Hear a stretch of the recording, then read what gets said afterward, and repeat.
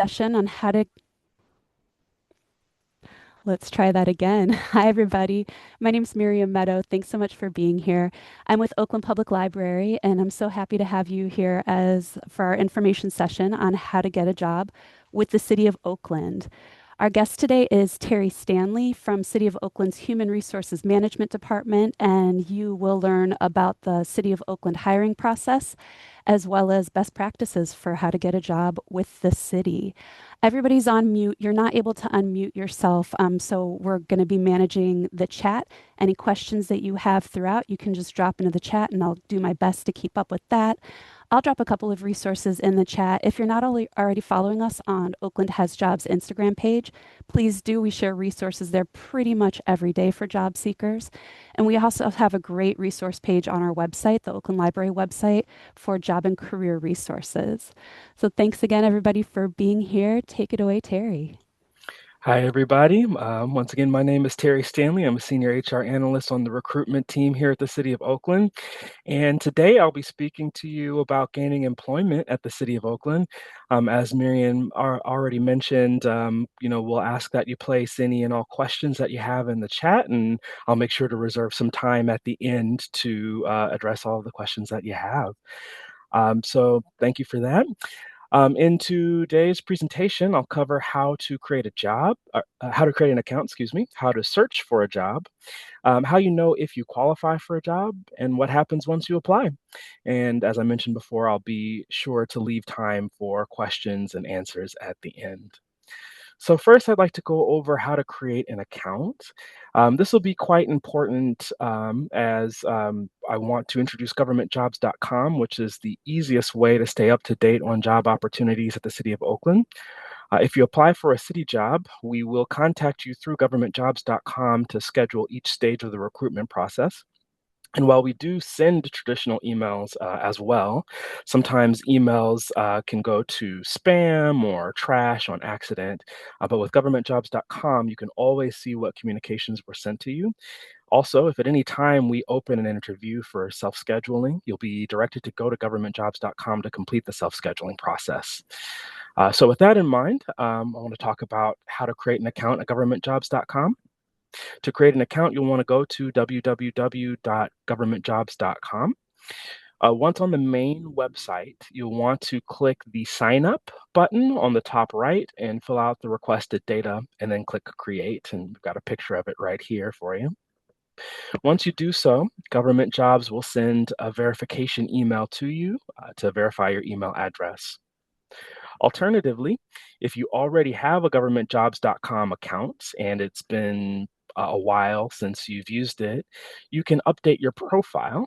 So once you go to www.governmentjobs.com and sign in, you can click on your username or email at the top right. Then you'll want to select profile.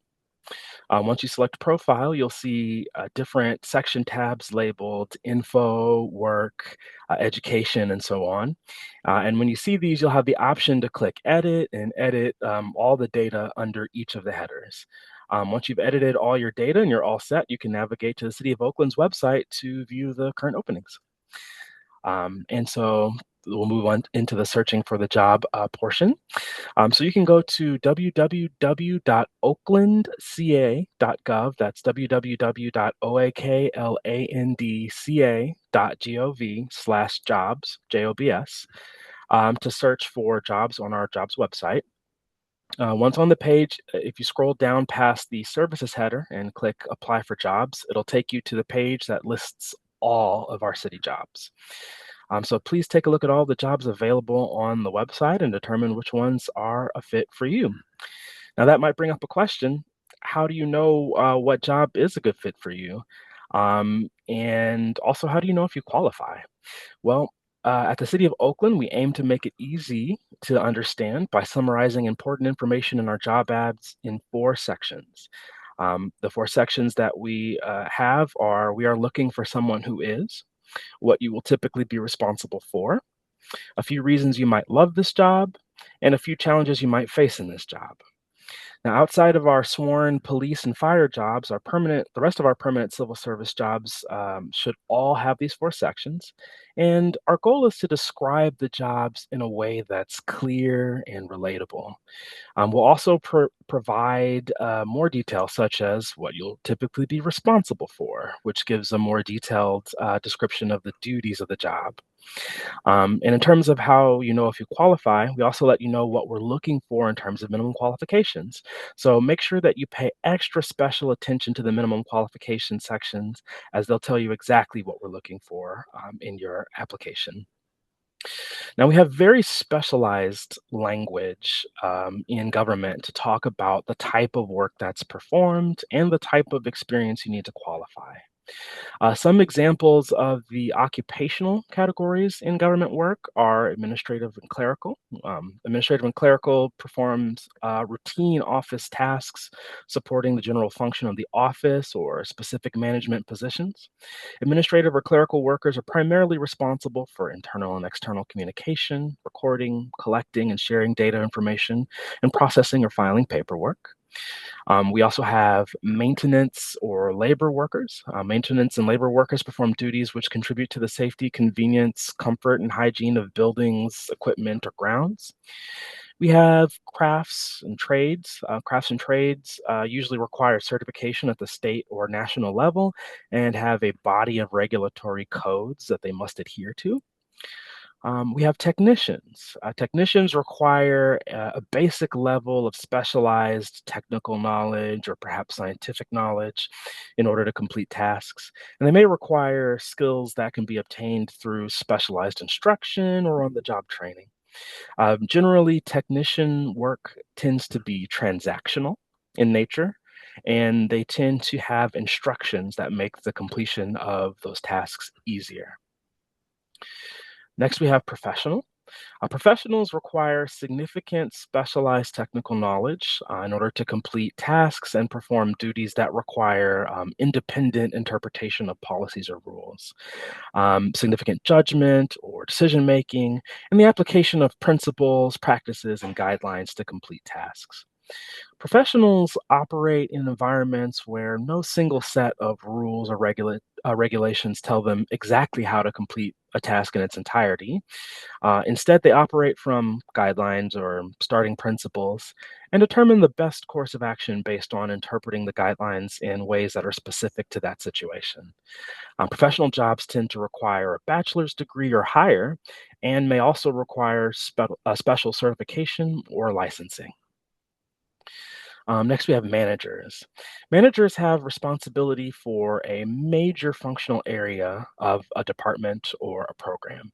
Managers are responsible for setting policy based on short range and long range needs and goals of the department or the program. Managers generally focus on planning, organizing, directing, and controlling resources to ensure program delivery. And managers tend to operate under very limited guidance. Um, and so, take for example this job description here.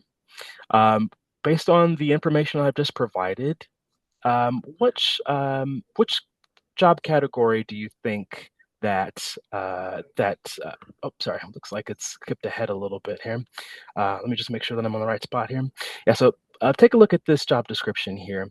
Based on the information that I've provided, what do you what kind of category do you think that this particular job falls under? You can go ahead and put it in the chat.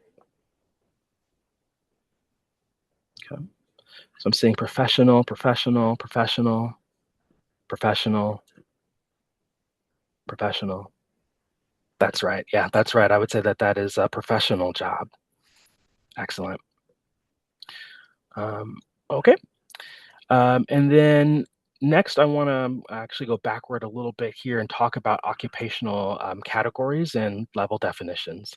So here we have a few different occupational categories and levels. And so this one is specific to the levels. We have entry level, we have journey level, we have advanced journey level or senior, and then we have principal. So to to give a little bit more detail about each of these, entry-level jobs are jobs that typically require 6 months or less of experience and have more support from supervisors. They really do represent people who are just entering the workforce in that sort of domain area. Next, we have journey level jobs. Now, most jobs are journey level. It's sort of the default level of experience and responsibility with sort of the default amount of oversight. They generally require some experience in order to qualify for them. Then we have advanced journey or senior level jobs. Most advanced journey level jobs require more extensive experience and are often used as team leads or are assigned long term special projects that require extra knowledge and more experience. And then there are principal level jobs.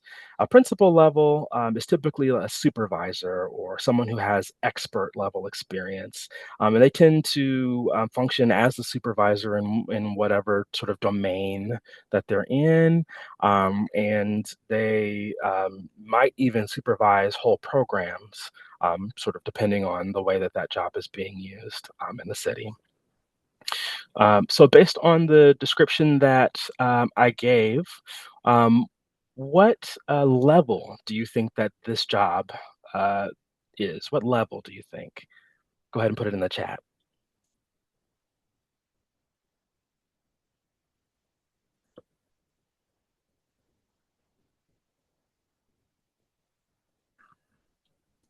See someone say entry level.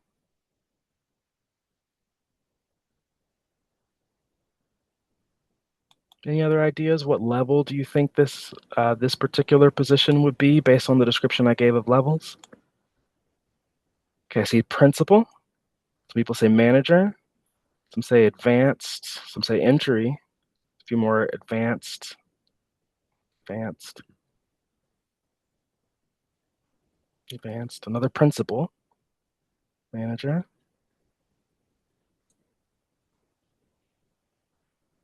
Manager.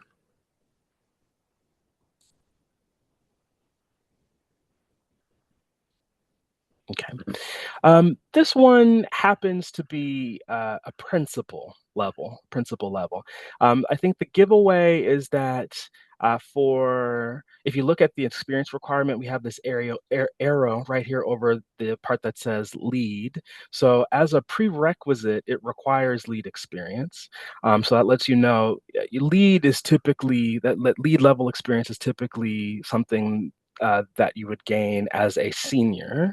So that lets you know that this position, if it requires lead as a prerequisite, then it's probably higher than advanced journey or senior. And it turns out that this one in particular is a principal level of job. So principal, those who said principal are correct. Alrighty. So um, now that you're all up to speed on minimum qualifications, we'll move on to the next slide here. Once you find the position that you're looking for, you'll probably want to apply right away. And here's how. So you can, when you're on the City of Oakland's website, you can go ahead and click the apply button on any job opening that you see. And then once you click that apply button, your info, your work, your education, and other information that are going to be on sort of a tab that'll be on the left of your screen should all pre-populate based on the information that you put in governmentjobs.com when you first registered, or if you when you first created your governmentjobs.com account, or if you recently updated your governmentjobs.com account, then the information that you've put in when you updated it will automatically pre-populate.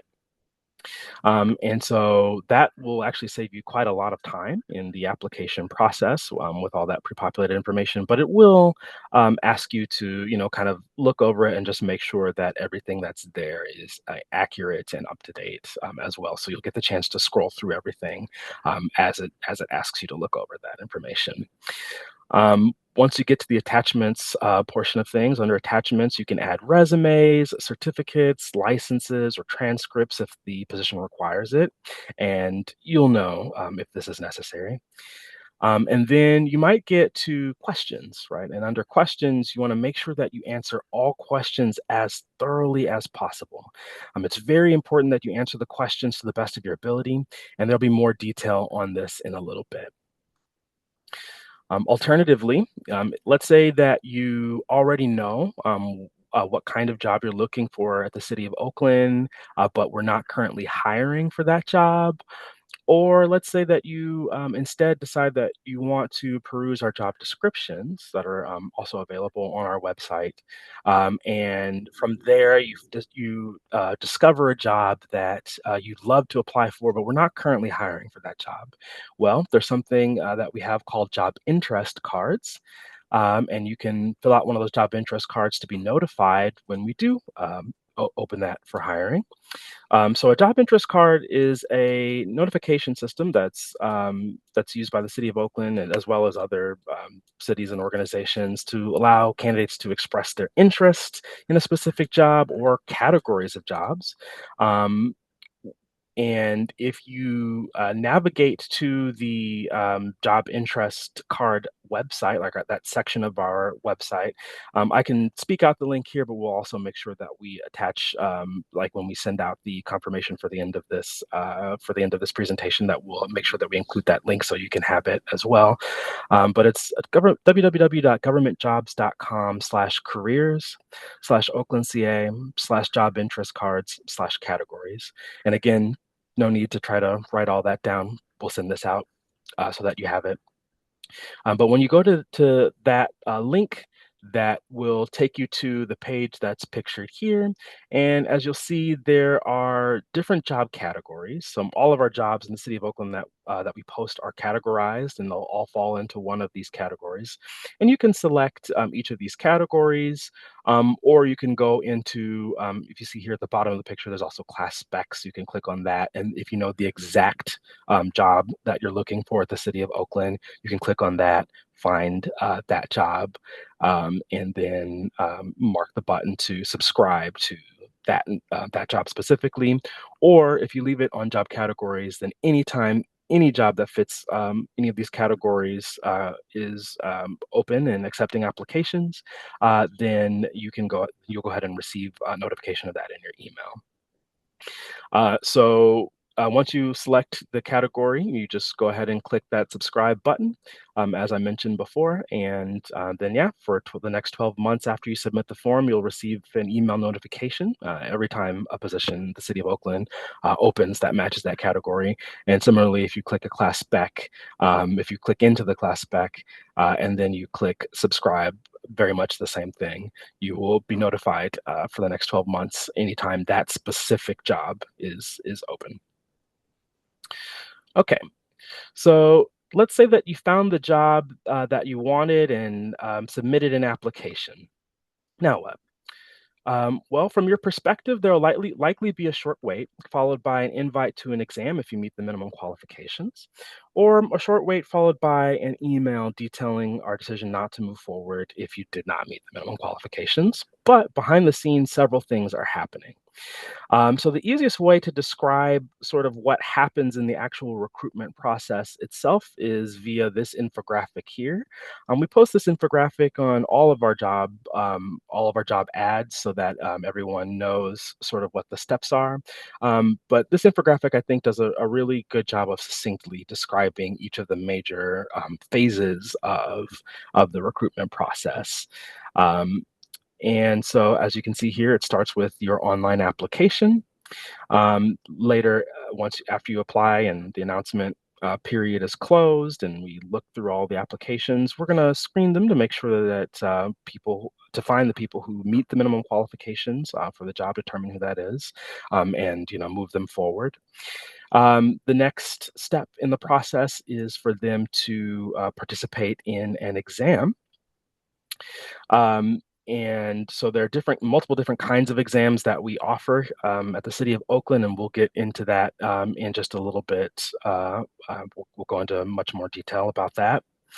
Um, and but just to give an idea of the broad categories, it could be in the form of additional questions, written questions. It could be an interview, it could be a multiple choice exam, it could be a performance exam, or it could be something called an assessment center. And those all depend on the type of job that you're applying for. Next, those who pass the exam are placed on what's called an eligible list. Now, the eligible list is a list, as I just mentioned, of all the people who passed the exam, and they're in rank order based on how they scored on the exam, plus some extra points. And we'll talk about extra points in a little bit as well. Once that eligible list has been created, then we as HR will provide people in rank order to the hiring manager. And the hiring manager will review that eligible list, set up interviews for candidates that they are most interested in, and move forward from there. So that's sort of a high level overview.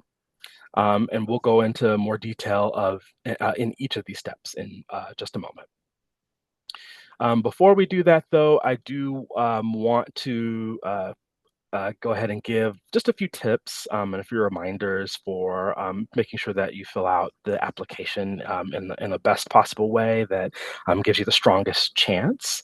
I know that this is probably the core foundational component of what a lot of you all are here for. So I'm just going to go through a few of these tips just briefly, and then we'll go ahead and explain the rest of the process. So I'm just going to go through this list here briefly. You want to make sure that, first of all, for governmentjobs.com, you want to make sure that you keep track of your username and password. One thing that we've noticed is that sometimes people forget them, and then when a new job comes up, they go ahead and create like a new username because they can't remember their old one, or maybe they no longer have access to that email. The challenge with this is that this will split your accounts. And so it could create confusion for any future applications. Let's say, if you've got like one email that you set up, and when you first used governmentjobs.com, and maybe you set your like job interest notifications to that email address, but then later on you forget, and then you sign up to a new account, and then now you can no longer see in the new governmentjobs.com account what sort of job interests you had previously signed up for. So it can be a little bit tricky if you're not consistent with your username and password. So make sure you keep good track of that. You want to make sure that you're using your legal name for your first and last name, as we will check IDs most usually when there's an exam. And so the name that's on your ID should match the name that's on your application. It could cause some delays if those don't match. We will communicate with you via email for the most part. So please do check your email very often once you submit your application. Also, another great resource is governmentjobs.com. So sometimes the emails get flagged as junk or spam and gets into the junk or spam folder, and people say, "Oh no, I got an email that invited me to an exam, but I missed it because it went to my junk mail." Well, another way that you can check to see what's been sent to you, as well as your overall status in the recruitment process, is to go to governmentjobs.com. As soon as you sign in, you'll be able to see your status with all of the recruitments that you've applied for, not just with the City of Oakland, but for any other organization that uses governmentjobs.com. Similarly, once you pass the exam and the interview with the hiring manager, we may give you a call to extend a conditional offer. So please make sure that your phone number is correct on your application, so that we have the correct phone number to reach out to you if we want to go ahead and extend an offer. Please make sure that you fill out all requested information on your application. So both your application and your answers to the questions that come after it will be what is used to determine whether you pass screening. So you want to pay extra special attention to the education section, especially things like majors and minors in college, as well as like degree type. So make sure that you are as detailed as possible when describing the knowledge and experiences that you have. And that will really support us in doing the screening and making sure that we are screening you in if you have relevant experience. Similarly, if you speak more than one language, please make sure to indicate that. At the City of Oakland, we have what's called the Equal Access Ordinance. The Equal Access Ordinance means that that the City of Oakland is legally required to provide services in other languages as it relates to different geographic regions of Oakland, and making sure that all of our services are available to all who live and work in Oakland. And so please let us know if you speak in more than one language. That'll be very important. And some positions might even have a bilingual requirement. So you'll definitely want to make sure that you mark that if you do speak more than one language. Make sure that when you fill out the experience section, you include self-employment, military service, and even volunteer experience. It's important for us to get a holistic picture of all of the experience that you bring to the table as a candidate. That really helps us to determine, whether you meet the qualifications, and to really screen you in and make sure that you are able to participate in the recruitment process. So please make sure that you are as detailed as possible. Sometimes people say something like, "Oh, please see resume." In the experience section, please do not do that. Please be as detailed as possible. What we found is that when people list experiences on their resume, sometimes that experience is it's a little bit harder to screen that in because typically it's not very detailed. It might just cover a couple of achievements that they've made in a particular job, but doesn't go into a deep list of all the duties and responsibilities. But really, those duties and responsibilities are what we're looking for when we're doing the screening. The resume, I think, is something that will be used much more by the hiring manager, for example, when they're really trying to assess that candidate that's made it all the way through the exam process and made it onto the eligible list. But in the earlier stages, when we're doing the screening, we're really just looking for, what kinds of duties and responsibilities someone has done. So it's really important to fill that kind of detail out on the application and in any supplemental questions are the questions that come right after the application. It's really important to be as detailed as possible there so that we can screen you in. Also, make sure that you include the dates of service for your work history. What we've seen is sometimes when people fill this out, they just fill in the year, but we really want to know the dates so that we can do calculations because, as you can see, for our minimum qualifications section, they're they might be year based or it might even be month based if it's maybe an entry level position. So if you do have relevant experience, you want to actually put in the exact dates that you did the relevant experience so that we know how to count it. And then let's say that you worked multiple jobs at an employer, and let's say you got promoted a few times, and you're putting that information into your experiences. Please make sure that you don't combine multiple experiences under one employer into one single entry. Make sure that you list them separately. This is so that we can see how your duties and responsibilities grew over time. So if you look at some of the minimum qualifications, you'll notice that sometimes, depending on the job, they'll say something like progressively responsible experience. It might say we need 5 years of progressively responsible experience or something to that effect. Well, progressively responsible experience, how we intend to interpret that at the City of Oakland is that means that either you got, maybe you started at a more entry level position and you worked your way up through the organization. And so we can see how your duties and responsibilities progressed over time that way.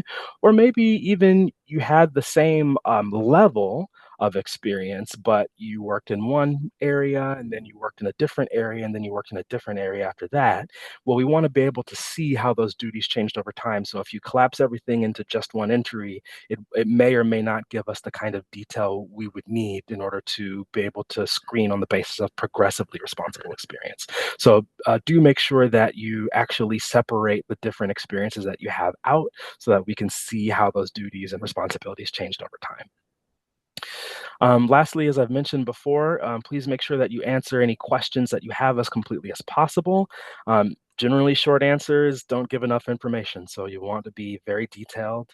And then lastly, again, just make sure that you check your email or your governmentjobs.com account as often as possible, because sometimes things that are emailed are just inadvertently sent to spam or junk based on your individual email software. So you'll want to check those too. And again, the easiest way to make sure that you see everything is to go to governmentjobs.com because there's no spam or junk filter on that. It's only it's only position related information that's based on the things that you applied for, and it'll have everything that we've sent. So make sure that you check that as well. All right. Um, so a little while back in the presentation, I mentioned that more information was going to be coming on the different exam types. As you can see in the infographic we have here, the exam it represents this sort of middle-ish step, and so I'd like to explain those in more context, or excuse me, in more detail next. So there are a few different types of exam that we use here at the City of Oakland, and you can see them listed out here. And we'll go into more detail on each of these, starting with the behavioral consistency questionnaire. So there's the behavioral consistency questionnaire, which is also known as a writing exercise. And this is sort of like the equivalent, like the written equivalent of an interview. There'll be questions that will be sort of interview question-like, that'll be asking you about your experience doing one or more things, one or more duties that are related to the position for which we're hiring. And you will be responsible for providing a written response to a number of questions. Now, please keep in mind that these questions might be the only exam phase. So at the City of Oakland, our exams can come in multiple phases, in which case you might have this writing exercise and then some other exam. But many of our exams don't. Many of our exams are just one type of one phase, one type of exam. So you do want to make sure that you give high quality detailed responses, just as I mentioned with the application process, to make sure that the responses that you give provide as much detail as possible. But essentially the writing exercise, it assesses candidate competencies that are identified as being critical and needed on day one for the position for which we're hiring. These responses are going to be rated by a panel of assessors, and those ratings will be conducted remotely. Next is the written multiple choice exam. I'm sure many of you will be familiar with this. The written multiple choice exam is something similar to what you might have experienced in school. We give written multiple choice exams both at home on the computer, or for some of our positions, they might be given in person, paper and pencil. But if you think Scantron or something equivalent to that, that's essentially what the written multiple choice exam is. And these also assess the competencies that are identified as being critical for the job and needed on day one. Written multiple choice exams really are designed to test technical knowledge, reading comprehension, mathematical ability, clerical skills, customer service. Map reading, it can really span the gambit of sort of technical knowledge and ability. Next is the structured interview exam. Structured interviews are like uh, the sort of generic interview that you might be thinking of, with the exception that as it is an exam, the questions are standardized. So there won't be any sort of follow-up questions that are sort of off the cuff or deeply, maybe deeply relate to whatever response you gave. All the questions have to be standardized for an exam. And there's a specific grading rubric. Also, usually for structured interview exams, there's not really an opportunity for the applicant to ask any questions of the panel, again, because everything is standardized, and the purpose of this is to be an exam. So it really is just a verbal sort of battery of questions that a candidate would answer and be assessed by a panel. These can also be remote or in person, depending on the job. Next, we have performance exams. These are common for trades-related jobs. These are in-person exams. An example of this might be, let's say you're a plumber. It wouldn't make sense for us to necessarily test you with a written exercise. It makes more sense to see how, to see your skill at replacing, say, pipes or diagnosing issues live and in person. So a performance exam might include something like having a mock sink with tools available, and the exercise might be replacing a pipe using the tools provided. So that's kind of an idea of what a performance exam is. And again, those happen in person here at the City of Oakland. And then lastly, we have what are called assessment centers. Now, assessment centers are common for our sworn police officer and firefighter roles. Assessment centers are made up of multiple different exam types that we've already mentioned before, but they're meant to give the candidate an opportunity to demonstrate all the skills that they have across multiple different kinds of exam types in one setting, with the idea being that there are certain skills that are necessary to do the job, and we want to see those skills as demonstrated across different circumstances that are common to the job. And so there might be some combinations of writing exercise, writing written reports, police reports, for example, but also other things that police officers or firefighters might do, like give presentations to staff or community members. And so there might be role play or different things like that to assess. But they're performance exams, they could be writing exercises, they could be a mix of the things that we've already mentioned above. And so those are the different kinds of exams that we provide at the City of Oakland.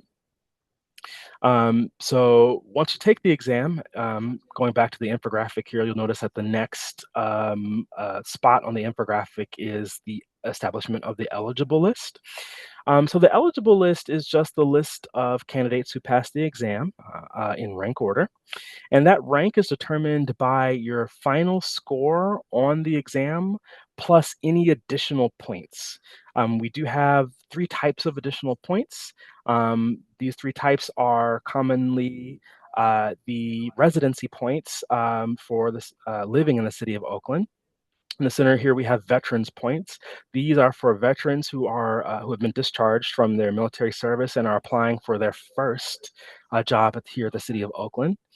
And then we have seniority points. Seniority points are for current city employees.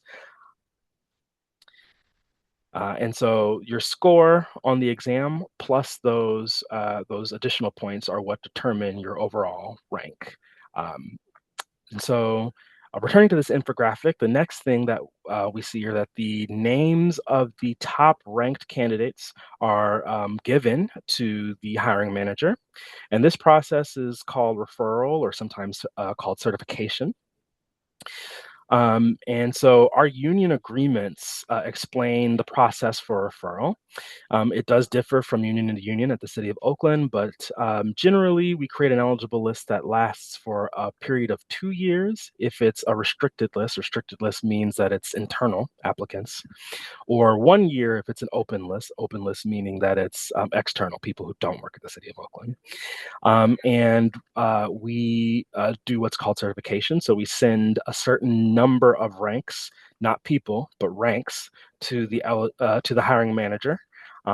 And keep in mind that more than one person can share a rank. So even if it is, say, for example, for ranks, it might not be 4 people, could be 10 people, 12 people, 20 people, 40 people.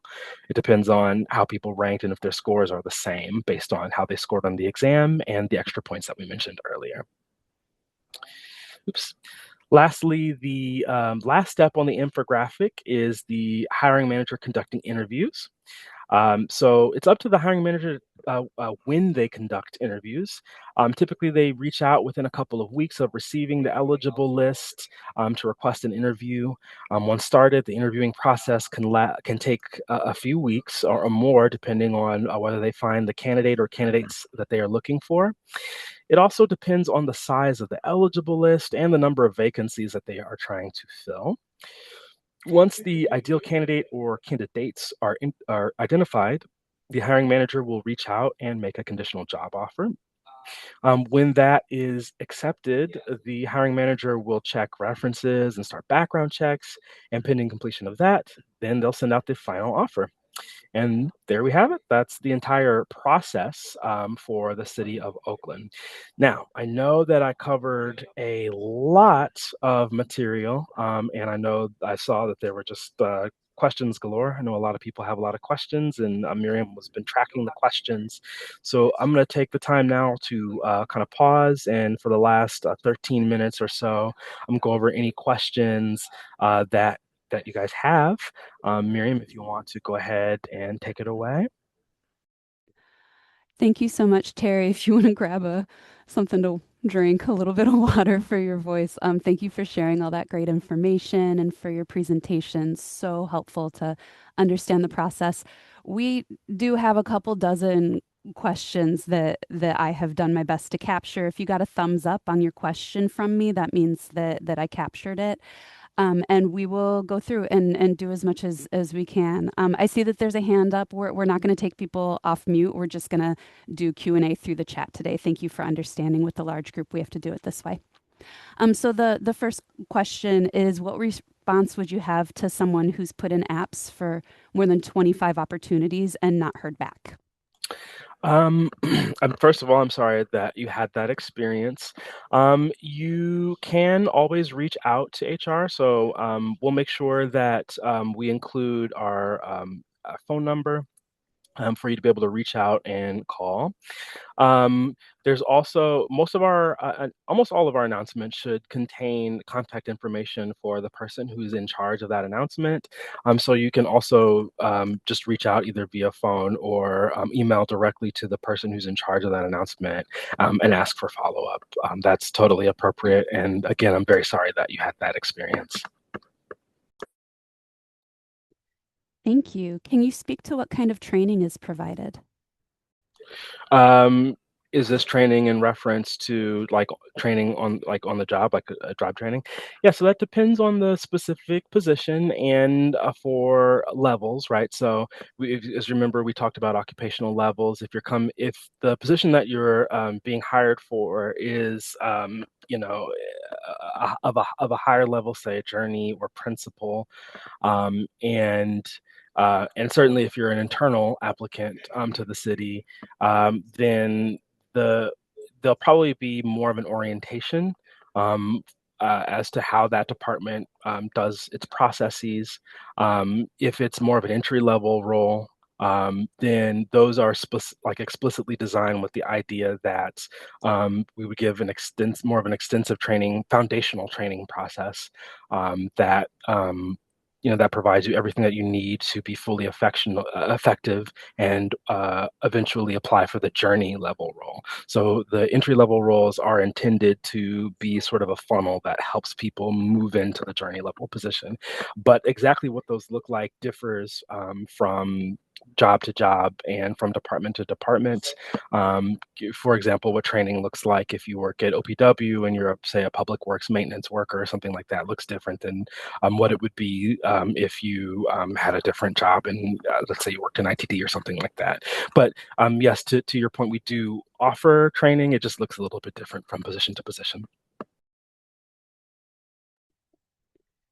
Thank you. How about any advice you might have for someone who doesn't have the qualifications but wants to make a career change, or if a person doesn't have the certifications needed? Um, sure. So there are a number of different ways that you can sort of build up the skill set that you need. Um, so one thing that I would say is there are opportunities out there, depending on what industry that you're in, to do things like volunteer. There are opportunities out there for training, right? There are a number of programs that exist at sort of our local community colleges, Laney, and other colleges like Peralta colleges in the area, and so getting opportunities to do things like volunteer, take training, those things really do bode well. And one thing I didn't mention in today's discussion of minimum qualifications in detail, but you'll notice if you look at a lot of our different jobs that are posted on the website, they'll say any combination of right above the minimum qualifications. And what that means is that it's not like a hard and static rule that you must have, for example, 4 years of experience doing X and a bachelor's degree, right? If you have, say, a higher degree level, a master's degree, but slightly less experience, we'll take that combination. Um, it, the for most any job where it says any combination of, as long as you have the uh, sort of a numerical mix that makes sense. So let's say, for example, if you have a bachelor's and master's degree, but maybe you have a year under what's listed there, we'll accept that because that's considered to be meeting or exceeding the minimum requirement. Um, as HR analysts, we break education down into sort of relevant and non-relevant based on what you tell us about what your major is, and what we can see from your coursework if you provide coursework. And then we just break it down on years, with bachelor's degree, for example, counting for 4, and anything above that counting for even more years. And so when it says something like, requires, let's say, an associate's degree and 2 years of experience, we would count associate's degree as being 2 years of education plus 2 years of experience. That means we're looking for a number of 4. And so if you have a bachelor's degree but less experience, generally that's something that's acceptable because bachelor's degree by themselves count for 4. They're 4 years of education. And so we break it down numerically like that, in general. Now, there are, of course, some exceptions, right? If you're applying for an engineer position or something that's regulated where you have to have certain minimum requirements that are regulated by the state or the federal government or something like that, then we can't um, necessarily make that kind of swap. But generally, um, where it says any combination of, we'll take those that combination. So to tie it all back to your question, if you have a sort of education or certification programs that can help count towards meeting the minimum qualifications, I think that's a great way to go. And also volunteer experience, which is why we mentioned volunteer experience depending on the job. Thank you so much. A logistical question. Are you going to be providing your email for follow-up or a human resources email that people could use for any follow-up questions? Yes, we'll provide the HR's phone number and an HR email so that we can follow up with any questions. Okay, would you be able to drop that into the chat for us quickly? Sure. Thank you.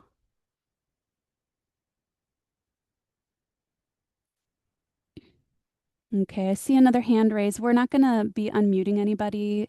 So if you have any questions, you can put them in the chat. I'm writing everything down. We're doing our best to keep track of all the questions and to address everybody's concerns. Okay, so Terry just dropped the human resources phone number in the chat. That's right. And if you have any questions, that takes you to our front desk, and they'll help you to navigate any questions that you might have about HR's processes and procedures. Okay. And for anybody who's listening to this recording after the fact, the number is 510-238-3112. Okay. How about, is there any support that's offered to people who are qualified, who meet the MQs, but who are re-entering the workforce? Um, well, if you meet the MQs, then you'll be, that gets you into the sort of that next step, which is, completing the exam. Um, if you're asking if we have like specialized um, uh, programs for that. It kind of depends on the context. We do have programs. So, for example, we do have programs for folks who might be retired, for example, who want to return. So we have like a couple different things. We have the Assets program, which works with the City of Oakland to provide opportunities to work if people are looking to return to the workforce, and that's their circumstance. Um, but I would say that if you meet the minimum qualifications, you'll definitely be moving forward to the next step of the process, and then whatever support that's necessary. Say, let's say you get chosen, for the job, you interview and pass that, and get into the job itself. Um, Managers will do what's necessary to provide, like I said, either training or orientation, so that folks who assume a position have the tools and skill sets that they need to be successful. Thank you. People are also asking for the email in the chat if there's a human resources department email that would be able to be shared. And a couple of questions about if candidates would be disqualified for having gaps in their employment, and if people have a record, if somebody is coming out of jail or out of prison, if the city would be open to employing folks within that situation as well. Sure, those are a couple different questions, so I'll take them one at a time.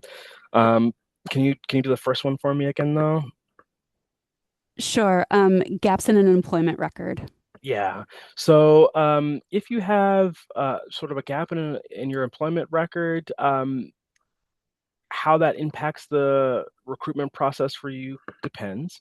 So some of our minimum qualifications do say recent experience. So typically, when we use the word recent experience, we're talking about experience in the last 5 or so years. So if that's where your gap in employment experience lies, then that might impact your ability to qualify for the position. That being said, not that many of our positions have that recency requirement. There's only really a few positions, and it's really tied to how quickly things change in that position. So, for example, if you're working with computers, computers and technology, that tends to change pretty quickly. And so there might be, if you want to work for, let's say, IT, there might be recency requirements for that. But the majority of our jobs don't have a recency requirement in their minimum qualifications. So a gap won't necessarily be an issue. And I think the second question was about having having a record. So there is a process that we go through to review that as a part of background checks, where we give folks who are under consideration. They've interviewed. With the hiring manager, and the department is considering moving forward with them.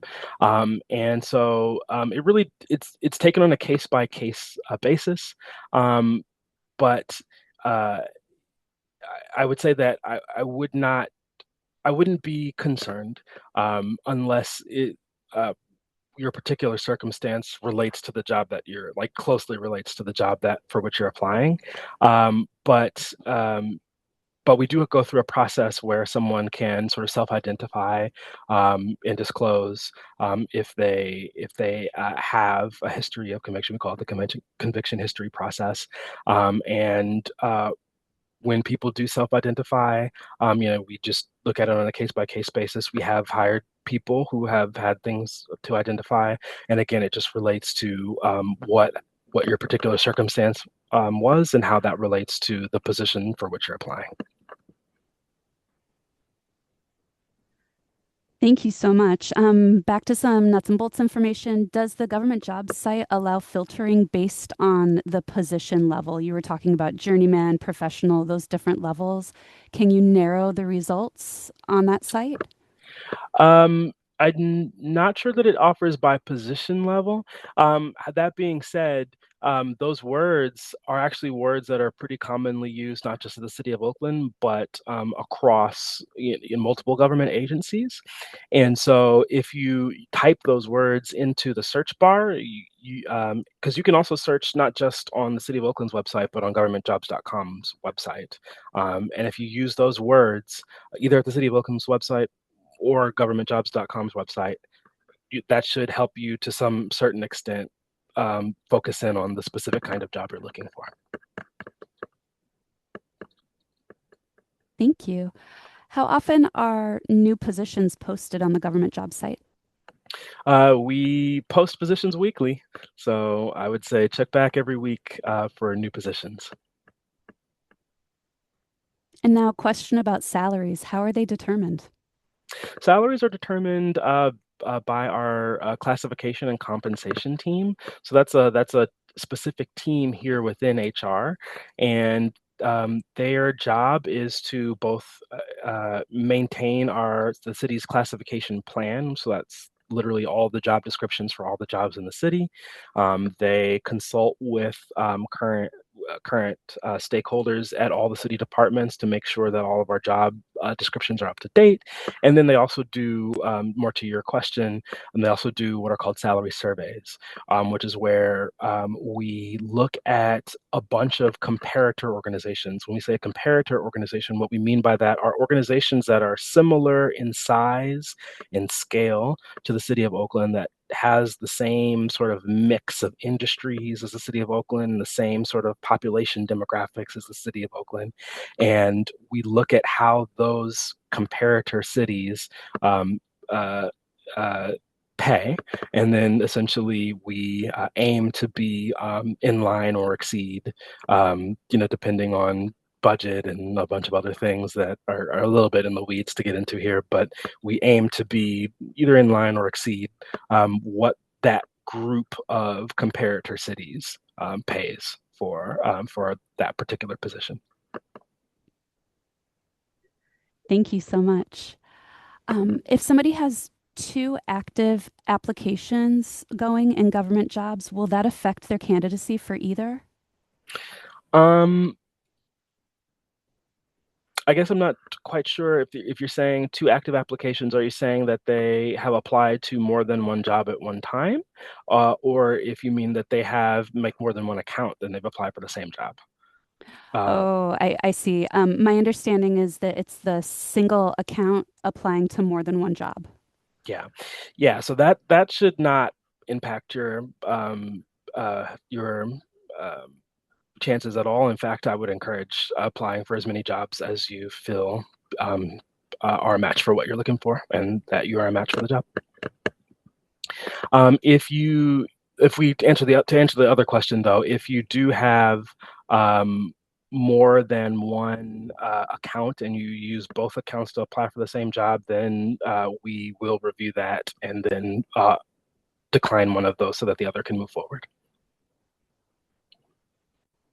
Okay. Questions are still coming in, and I'm going to acknowledge now that we're not going to be able to get to all of them. We still have a couple of dozen that I've jotted down. So I'm going to focus on the ones that are most broadly applicable to the whole group.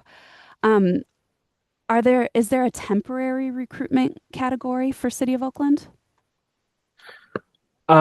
Temporary recruitment. I guess I would need to know a little more context for that question. I took that to mean is there a temporary classification versus a permanent one? Oh yes, recruiting for temporary positions. Yes, yes, we do have those. Um, you will you'll notice because the name of the position will be something something part time. When you see part time, that that is generally a clue that it's a temporary position, or you might see something to the effect of limited duration (LDA). That also means it's more of a temporary position. And so, if you see either of those two buzzwords, that's probably a sign that it's a temporary role. And I'll just add that in the library, we do have a lot of employees who are in it's called the temporary part-time classification. Some of them have been in that classification for more than 20 years, and it's just that the flexibility of the position works for them. They're limited to working 940 hours per year due to the agreement with the union. But just because it says temporary, that doesn't necessarily mean super temporary. It's just a much more flexible classification. Um, there's a question about whether people will ever be put on a blacklist to not be hired by the city. Um, Generally, no, that's not something that occurs. Um, if if someone has a history of generally no. If someone has like a history of like violent altercations, that can be something that they might not be allowed like on city property. But that's not like that's more of like an OPD question.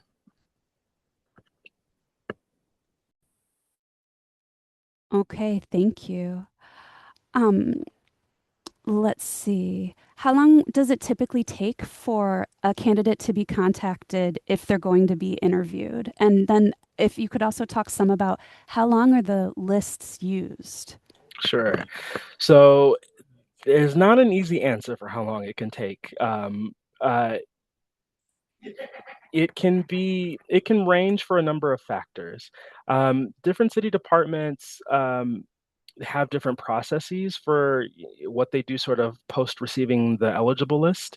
Some city departments, most of the city departments have like an interview process, but some of them have multiple interviews. Depending on the specific role, there might be additional technical challenges that they might incorporate as a part of an interview process, and so there could be multiple rounds. Additionally, for each individual position, there can be like multiple vacancies, and so depending on the size of the eligible list, that can really impact how long it takes to kind of go through the entire eligible list and fill all the vacancies. So there's not like an easy number to throw out there, unfortunately.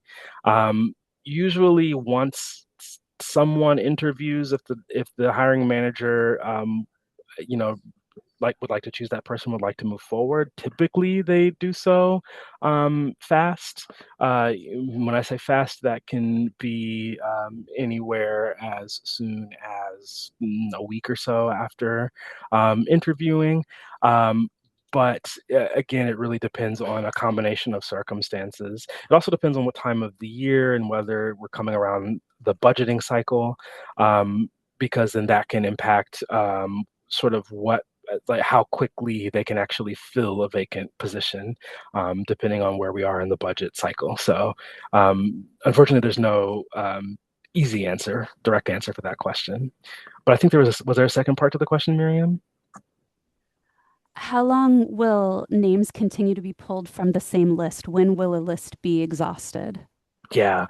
So our eligible lists generally uh, are for 2 years for internal applicants and 1 year for external applicants.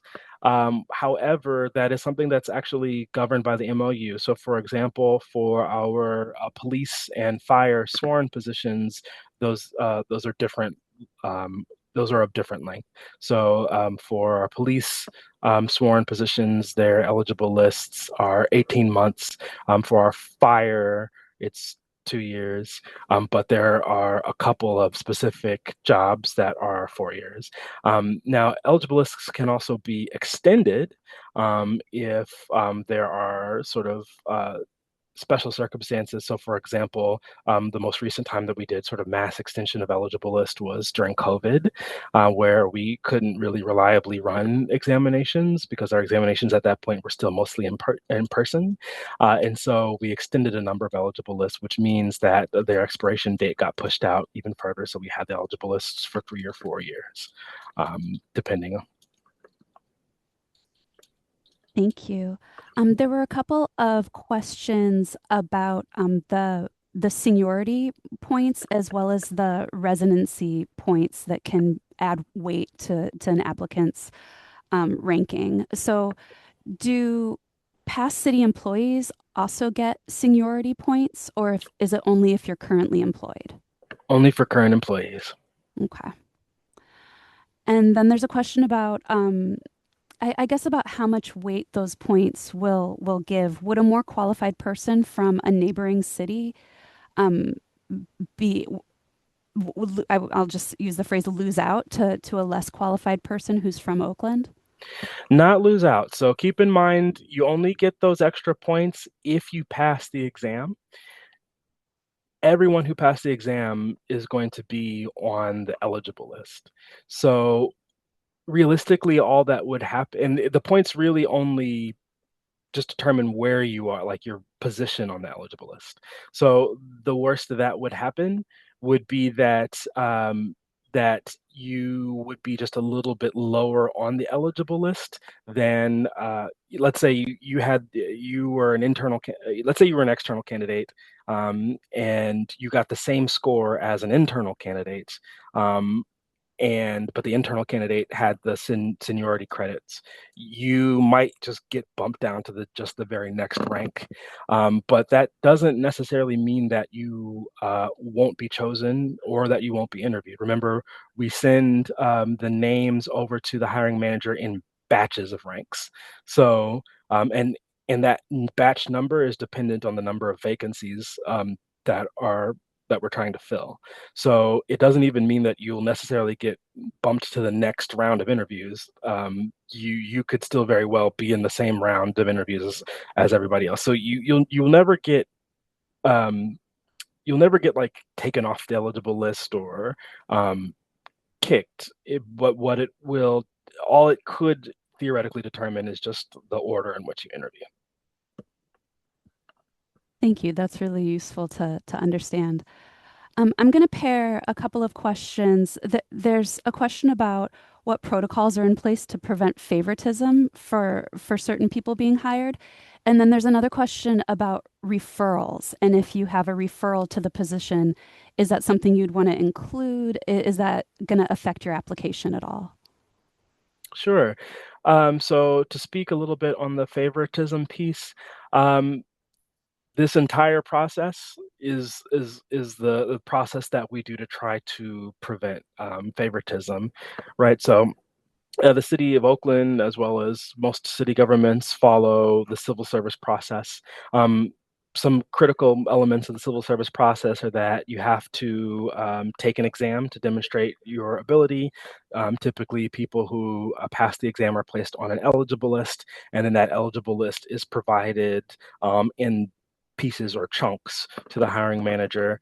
And that is exactly for that of the reason that you brought up. That's what we do to try to prevent favoritism, right? The hiring manager can't just say that like, oh, my friend is rank 30 on this eligible list, so I'm just going to skip everybody and go right to rank 30 and interview that person and then hire them. They actually have to go through the whole eligible list, and so that means that they actually must interview all the people, or at least reach out to request interview from all those people.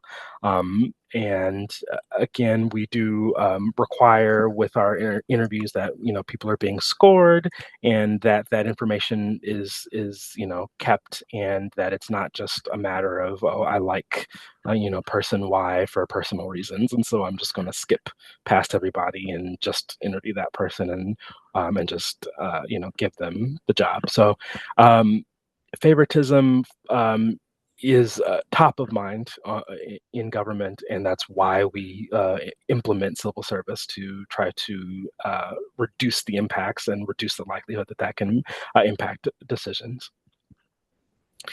And then, Miriam, I think there was a second question. Just about whether a referral to the position would affect your application at all, your candidacy. A referral. Um, so I'm assuming that they mean a referral to another position would, like a referral to one position would impact your candidacy for a second position. Is that? I think it might be that if you already know somebody who's in the city of Oakland who's working in a department who tells you that there's a job available that you'd be a Oh, good oh, fit. oh, oh. Yeah, that kind of Yes, referral. that kind of referral. Got you. Um, it shouldn't. It we have the question of, whether anybody who currently works at the City of Oakland. That's a part of the standard questions that are part of the application. But that's really just to make sure that we don't get, kind of to the previous question, problematic combinations such as, a, a child who is, someone's child who's applying to work for their parent, or someone's, husband or wife, spouse, who's trying to work for their spouse. Is really meant to track that component of it. But just saying that you have a friend or a family member that works somewhere in the city of Oakland should not really impact you, again, unless it's that kind of, there's a like a reporting relationship issue where you're trying to work and report to your parent or your spouse or something, your brother or sister, things like that. All right. And then just one last question that I want to make sure we get to. Are there any preferences or accommodations for neurodivergent candidates that the City of Oakland offers? Um, Well, certainly in the application process and the examination process in particular, we do offer what are called reasonable accommodations. And so if you, have need of a reasonable accommodation and you would like to reach out to request one, that's a part of our announcements and should be a part of any follow-up conversation that you have with the analyst when if you're invited to participate in an exam. And so we have the analyst will have access to a form that you can fill out if you need reasonable accommodation. And upon filling out that form and returning it to the analyst, then we will consider the request and try to meet it as best we can. Wonderful. Thank you so much, Terry, for your presentation and for rolling with many, many, many questions that people have. I shared my email in the chat. I'll say it out loud for anybody who's watching the video. You can reach out to me at medow at oaklandlibrary.org with any follow-up questions. The slides and the recording of the presentation will be sent out to everybody who registered. Thanks so much for being here. This is wonderful. Thanks, Terry. Appreciate Thank you. you. Thank you all.